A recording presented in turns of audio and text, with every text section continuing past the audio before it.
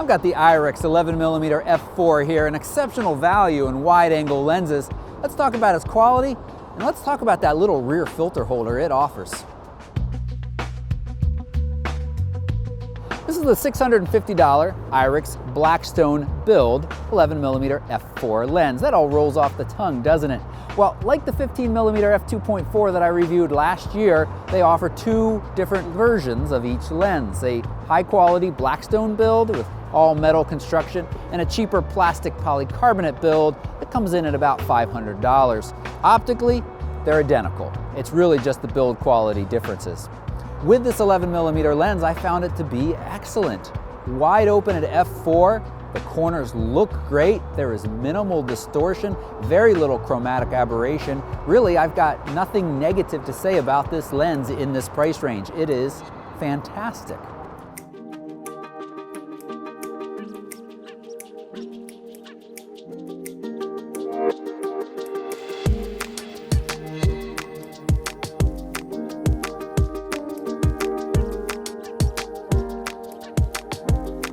Now, one of the drawbacks of this lens is that it is manual focus only, but like the other Irix lenses I've reviewed, it's really easy to find infinity focus because there's a catch mark in the focus ring.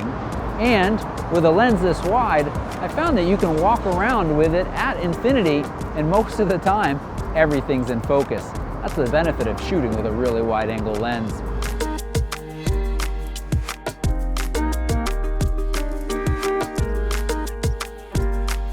All right, I think this shot so nicely illustrates just how ridiculously wide this lens is. Here I am standing basically right up against a gigantic Ferris wheel here in Seattle, and I can get the whole thing from the bricks at the bottom all the way up above to the top of the Ferris wheel in one shot.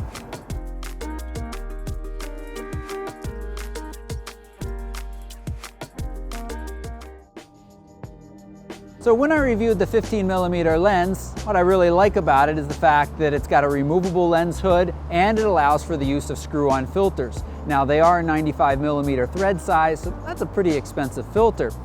It also allows for the use of rear filters, which gets really exciting when you talk about the 11, because we've got a fixed front hood and a bulbous element here, which makes front filters virtually impossible unless you use something like the Nisi system for wider angle lenses. That's a fantastic system, but it costs more than the lens itself. So with both of these lenses offering rear filter use, when they sent along the 11 for testing, I said, send some of those rear filters along too.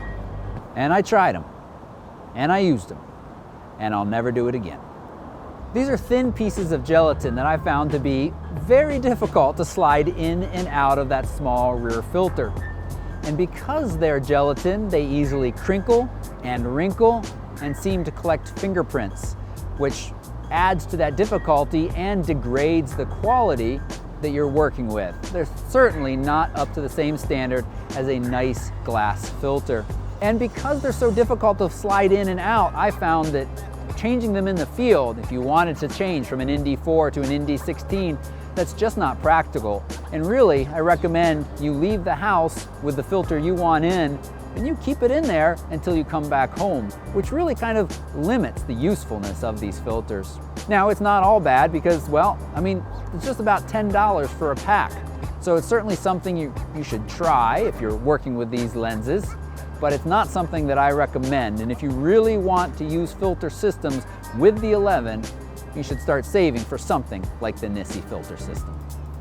So let's wrap this up. You know, I think these Irix lenses are fantastic values in wide-angle lenses. The 11 is an affordable lens for those looking to shoot interiors, architecture, and even landscape. Though then you start wanting some filters, and as we've just discussed, the rear filter system isn't something I can recommend, and front filters are going to be more expensive if you go this wide, so just be warned. I'd love to know in the comments though, do you have experience with rear filters? Leave that along with any questions you might have about these lenses right down below. And if you found this video helpful, hit that thumbs up button and don't forget to subscribe for more future gear reviews, tips, tricks, and travel videos. Thanks so much for watching. Bye-bye.